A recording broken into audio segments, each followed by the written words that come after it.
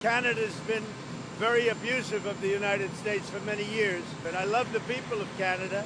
I disagree with the leadership of Canada, and something's going to happen there.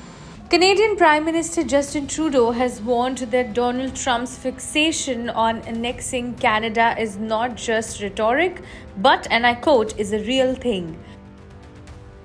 Trudeau says the US president's fixation is directly tied to Canada's vast reserves of critical minerals. Speaking at a business and labor summit in Toronto on Friday, Trudeau suggested that Trump's administration is well aware of Canada's mineral wealth, and that may be why the idea of making Canada the 51st state keeps surfacing. He said, and I quote, "I suggest that not only does the Trump administration know how many critical minerals we have, but that may be even why they keep talking about absorbing us and making us the 51st state," Trudeau said, as quoted by The Guardian.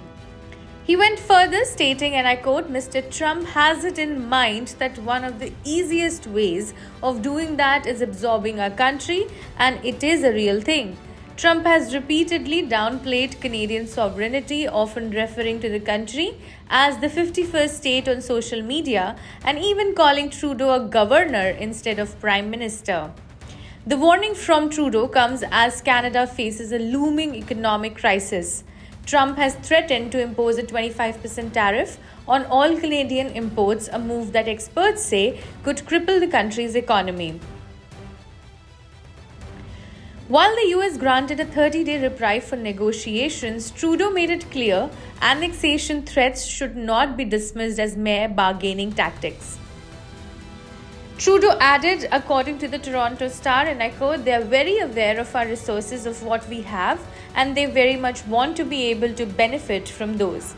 Canada is home to key minerals essential for the global transition to green energy: lithium, graphite, nickel, copper, and cobalt. The country has positioned itself as a trusted supplier to allied nations, but with Trump's aggressive trade policies reshaping the political landscape, Canadian leaders across party lines are rallying to defend national sovereignty ahead of the next election. Meanwhile, Canadians express their concerns about the tariffs and say that they need to stick together at this point in time. I think it's made Canadians across nationally more aware of what is going on and becoming, I think, more educated about the situation and what role we all have to play as Canadians. I hope that this sort of brings us together. It's making people at least look at the things they're buying and not being so complacent. Tourism is all about image. Like, if you're going to go somewhere, you're going to go somewhere where you feel good about going to that place. Oh, there's definitely going to be a fallout. We've already started to see the numbers. The numbers of Canadians traveling to the US has dropped precipitously. We're starting to see a real decrease, especially in the pleasure market.